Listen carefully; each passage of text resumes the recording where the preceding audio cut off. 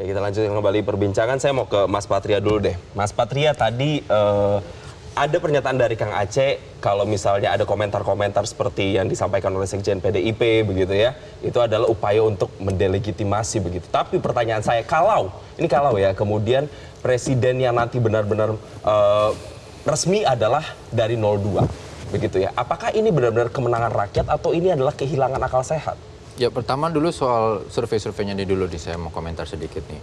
Kalau dibilang waktu itu ada peningkatan yang eksponensial dari yang sebelumnya segala macam, ada migrasi, ini bisa dijelaskan berbagai macam. Ya, tapi kan bisa juga dijelaskan ya kalau migrasi karena ancaman nggak dapat bansos, itu kan juga migrasi kan. Migrasi karena tekanan dari aparatur, itu kan juga migrasi kan, seperti itu. Nah, yang penting adalah makanya kembali sebenarnya ini kami sudah ngomong dari sekitar Oktober dan November. Sudah kami peringatkan bahwa kalau KPU dan Bawaslu-nya nggak berbenah, yang kayak gini-gini bakal terjadi. Siapa yang kemudian sekarang mereka tetap harus, karena memang tugasnya di mereka untuk menjelaskan bahwa pemilu ini hasilnya memang valid dan benar-benar mencerminkan suara rakyat. Dan sekali lagi demokrasi kita dari zaman dulu nih, dari pemilu pertama 55 ya mungkin agak beda pemilu 76 sampai 97 ya pas zaman Orde Baru ya, yang namanya perbedaan itu dihargain.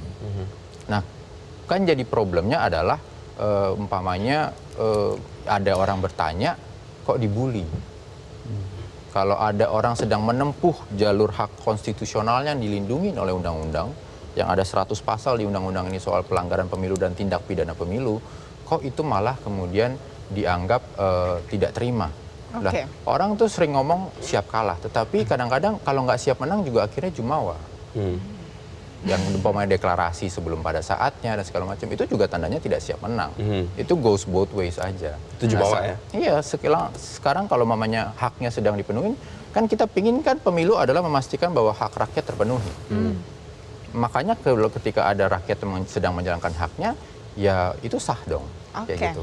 Atau memang ketakutan banyak para akademisi yang kemudian juga ilmunya itu melahirkan quick count dan survei ini, yang kemudian mereka mensuarakan ada proses bermasalah dalam demokrasi kita, itu dianggap bukan suara yang benar. Baik. Itu kan jadi pertanyaan lain. Baik, Mas Usama, Anda setuju kalau yang kalah harus siap kalah, yang menang harus siap menang, tapi ternyata mungkin tidak seperti itu, dan prediksi dari Mas Patria tadi, kalau ini sebenarnya sudah terprediksi sejak dari kemarin-kemarin?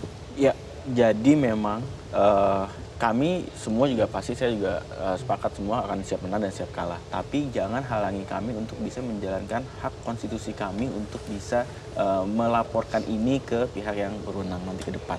Dan ini memang sudah proses demokrasi yang harus terjadi. Dan betul, saya sepakat tidak perlu dibully ini. Instagram saya ramai banget Mas dibully bahwa kami nggak bisa menerima, kami A, B, C dan lain-lain.